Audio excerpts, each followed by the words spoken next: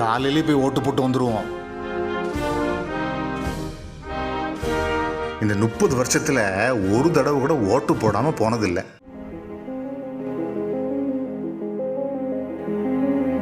உங்கள் பேர் லிஸ்ட்லேயே இல்லை சார். என்ன? நான் ஓட்டு போட முடியாதா? நான் பேசுறது கேக்குதா அம்மா?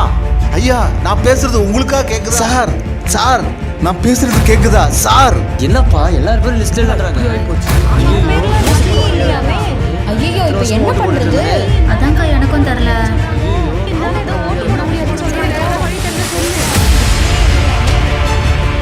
அவங்களால ஓட்டு போட முடியுது, ஆனா எங்களால முடியல. நாங்க உயிரோடு இருந்தும் செத்து போனது சமம். இதுக்கு காரணம் இந்த எஸ்ஐஆர் தான்.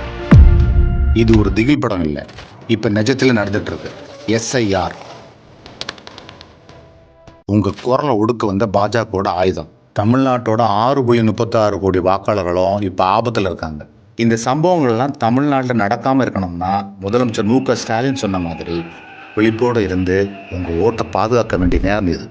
தமிழ்நாடு போராடும், தமிழ்நாடு வெல்லும்.